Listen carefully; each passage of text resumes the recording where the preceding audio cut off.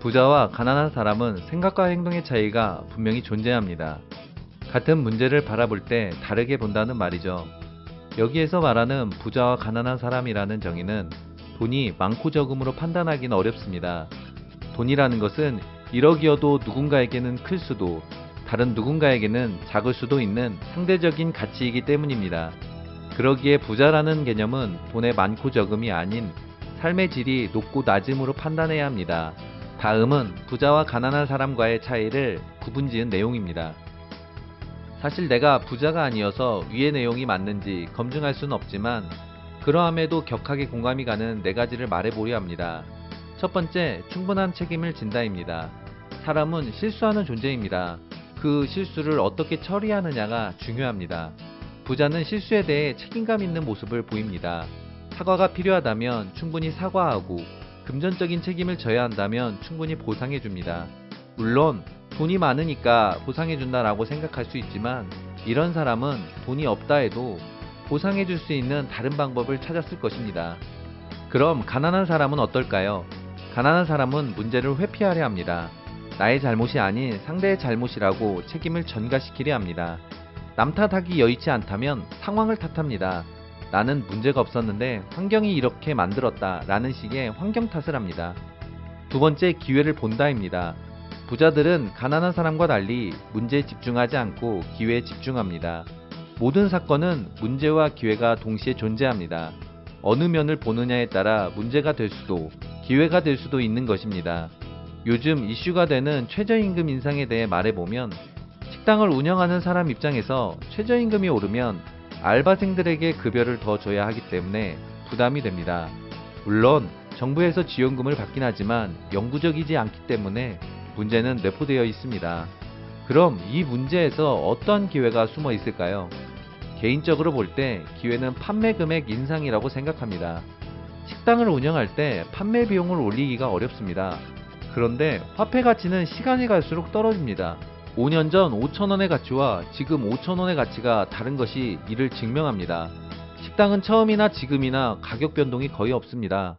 밥값이 동일하다는 이야기는 화폐 가치가 떨어지기 때문에 같은 돈을 벌어도 매출이 줄어든다는 이야기입니다. 그런데 이때 최저임금 인상이라는 명목으로 밥값을 올리는 기회가 될 수 있습니다. 물론 정부에서는 최저임금 인상에 의한 물가 상승을 우려하긴 하지만 개인적으로 적당한 물가 인상은 올바른 방향이라고 생각합니다. 물론 금액만 인상해서는 안 됩니다. 그에 맞게 질과 서비스가 향상되어야 합니다. 약간 돈을 더 주고 더 맛있는 음식과 더 좋은 서비스를 받는 것에 대해 누가 반대하겠습니까? 최저임금 인상에 따른 물가 상승은 논쟁의 소지가 많이 있습니다. 허나 여기에서는 기회라는 관점으로만 본다면 그렇게 나쁜 것만은 아닙니다. 세 번째, 꾸준히 지속한다입니다. 지인 중에 좋은 아이디어가 떠오르면 바로 실천에 옮기는 사람이 있습니다. 결단력 면에서는 대단한 장점을 가지고 있습니다. 그런데 지속하지 못한다는 단점도 같이 가지고 있습니다. 꾸준함과 계속 새로운 것을 시작한다는 말이 반대말은 아니지만 공준할 수 있는 말 역시 아닙니다. 사람은 물리적인 한계를 가지고 있기 때문에 꾸준하게 하면서 계속 새로운 것을 할 수는 없습니다. 그러기에 현명한 방법은 무수히 많은 것 중에 하나를 선택해 그것을 꾸준히 하는 것입니다. 실패하는 사람들은 한 가지를 꾸준히 하지 못한다는 특징을 가지고 있습니다. 이거 해보다 안 되면 다른 것을 해보는 식입니다. 그러다 보니 계속 새로운 것만 시도하게 됩니다. 그러나 반대로 부자는 자신이 해야 할 일을 신중하게 선택하고 그 일을 꾸준하게 실천합니다. 부자들은 모든 일에는 임계점이 있다는 것을 분명히 알고 있습니다. 아무리 노력한다 해도 임계점을 넘지 못하면 의미 없음을 알기에 넘기 위해 노력합니다. 네 번째, 배우고 성장한다입니다. 부자들은 항상 자신이 부족하다고 생각하고 더욱더 배우려 노력합니다. 기회가 되면 배우려는 것이 아닌 기회를 만들어가며 배움에 힘씁니다. 그들이 무식해서 배우려 하는 걸까요? 절대 그렇지 않습니다. 많은 것들을 알고 있지만 자신의 성장을 위해 배우려 노력하는 것입니다. 그러나 가난한 사람들은 배우는 것을 게을리합니다. 새로운 것을 배우려 하지도 않을 뿐더러 더 이상 배울 것이 없다고 생각합니다. 이게 가능한 이유는 자신이 모르는 분야, 모르는 일에는 관심이 1도 없습니다. 해당 분야에 관심이 없기 때문에 살아가는데 전혀 지장이 없습니다. 그러나 알아야 합니다.